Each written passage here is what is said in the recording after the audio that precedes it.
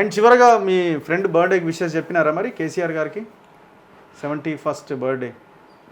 నేనైతే నేను నైటే వచ్చినా, అంతేనా? కానీ నేను ఎప్పుడు చెప్పేది ఒకటే, కల్వకుంట్ల చంద్రశేఖరరావు నాకు మంచి మిత్రుడే, దాంట్లో ఏం అనుమానం లేదు.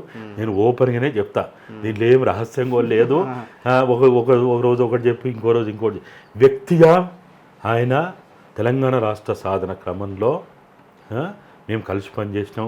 మమ్మల్ని నిన్న కూడా మీడియా వాళ్ళు ఫోన్ చేసి మీరిద్దరు రామలక్ష్మణులట కదా, మీకు ఆ బ్రాండ్ ఉందట కదా అని. ఉన్నది వాస్తవే, కానీ ఆయనని ఒక వ్యక్తిగా నేను ఎంత రాజకీయ చతురత కలిగిన వ్యక్తిగా నేను గౌరవిస్తానో, తెలంగాణ రాష్ట్ర సాధన జరిగిన తర్వాత తెలంగాణ అమరవీరుల ఆశయ సాధనలో వాడు ద్రోహం చేస్తే ఈయన నమ్మక ద్రోహం చేశాడు.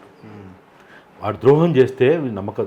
అయితే ఇదంతా జరగడానికి కేసీఆర్, నేను అనుకోవడం 9 సంవత్సరాల పాలనలో జరిగిన అనేక తప్పులకి కేసీఆర్ 50% కారణమైతే, కేసీఆర్ చుట్టూ ఉన్న కోటరి ఏదైతే, ముఖ్యంగా కుటుంబ కోటరి, అదే దుర్మార్గుడు, నీచుడు ఆ కేటీఆర్ ఏదైతే ఉన్నాడో, నేను ఎప్పుడు చెప్తా కదా, కేసీఆర్కి ప్రమాదం కేటీఆర్ తోటే ఉంటుంది. ఎవరికి ప్రమాదం ఉండదు. రేపు ఒకవేళ ఆయన బాధపడి క్షోభపడి చస్తే కూడా దానికి కారణం కేటీఆర్ ఎప్పుడు కాదు. తెలంగాణ కోసం వాస్తవంగా ఆయన ప్రారంభంలో ఎన్ని అవమానాలు భరించడమో, ఎన్ని బాధలు పడ్డామో, డబ్బులు లేక ఎంత కష్టపడ్డామో, మమ్మల్ని చంపుతా అంటే కూడా మేము, లేకపోతే రాదనుకున్న తెలంగాణ తేవడంలో మేము పైసలు లేక ఏమున్నది ఆడ ఆయనకి. ఇవాళ అందరూ మేము మాది రాచరిక కుటుంబం, మాది భూస్వామ్య కుటుంబం, మాకు అప్పుడే 100,000 ఎకరాలు ఉందని మాట్లాడుతుండగా, కేసీఆర్కి మేము టీఆర్ఎస్ పార్టీ పెట్టినప్పుడు ఆయన మొత్తం ఆస్తి 1,10,00,000. నాకు తెలియదా, 1 కోటి ఇల్లే, పైసల రూపంలో ఉన్నది 10 లక్షలే.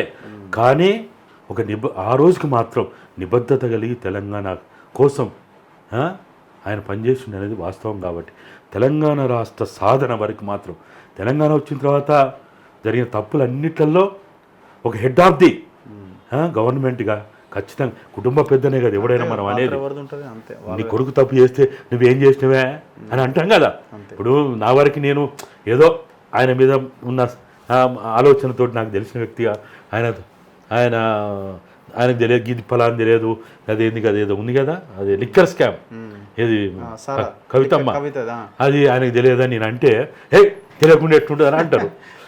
ఇంకోటి తెలియదు అంటే ఇంకోటి తెలియదు అంటారు. ఇంకోటి వాస్తవంగా కూడా చాలా విషయాలు ఆయనకు తెలియకుండానే వీళ్ళు ఇష్టం వచ్చిన పద్ధతులు, ఇష్టం వచ్చిన రీతిలో వాళ్ళు ఫస్ట్ టర్మ్ కంటే సెకండ్ టర్మ్లో చాలా దుర్మార్గంగా, సెకండ్ టర్మ్ అందులో లాస్ట్ 3 years చాలా దుర్మార్గంగా, భూములు ఇవన్నీ విడిగా అరాచకంగా, అసలు నేను ఒక మంత్రిని, ఓ రాజ్యాంగం ఉంది, ఓ చట్టాలు ఉన్నాయి అనేది కూడా మర్చిపోయి వీళ్ళు ఇష్టం వచ్చినట్టు చేసి. ఇప్పుడు వాళ్ళే తిరుగుతున్నారుగా. ఇప్పుడు కేటీఆరే ముందున్నాడు అండ్ కేసీఆరే ముందున్నాడు, మన కవితనే ముందున్నది కదా. ఇప్పుడు వాళ్ళిద్దరితోనే ముందు నడిపిస్తున్నట్టున్నాడు కదా.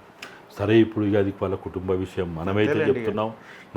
లేదు నువ్వు పోవద్దన్నా కూడా మళ్ళీ అటు ఇటు అవుతట్టుంది. కాబట్టి ఏది ఏమైనా నాకు ఒక మిత్రునిగా నేను ఖచ్చితంగా ఆయన ఆరోగ్యంగా ఉండాలని కోరుకుంటా. ఆయన చేసిన తప్పులు సరిదిద్దుకోవాలని కోరుకుంటా. ఇంకా భవిష్యత్తులో తప్పులు ఫస్ట్ చేయాల్సిన పని బీఆర్ఎస్ని రద్దు చేసి టీఆర్ఎస్ పెట్టాలి, జనంలోకి రావాలా.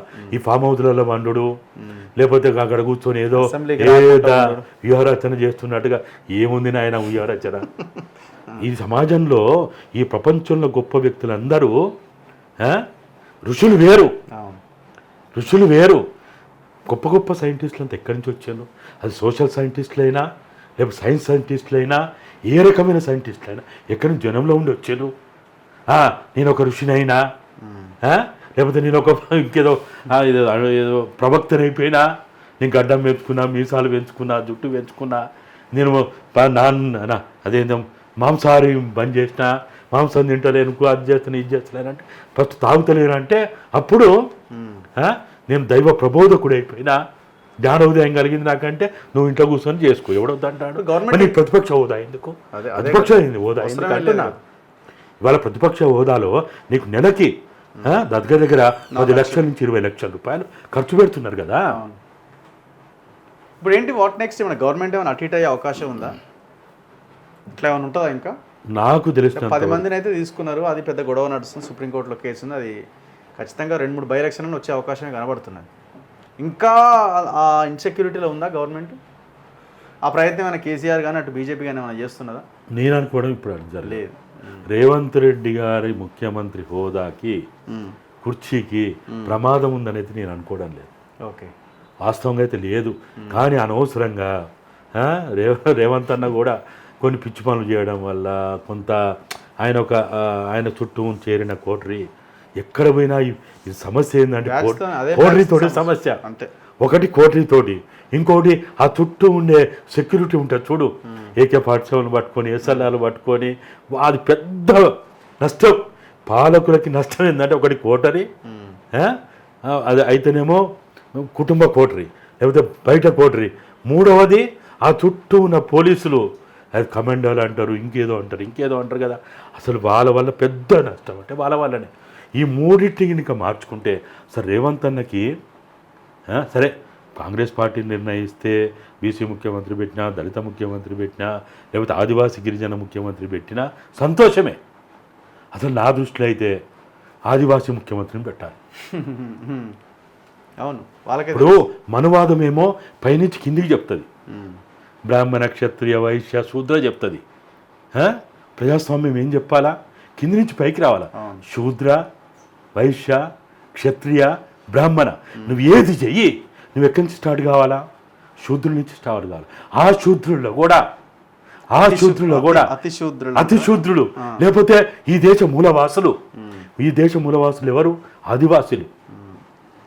ఈ దేశ మూలవాసులను కనుక మనం కాపాడుకోకపోతే ఈ దేశానికి ఇక భవిష్యత్తు లేదు.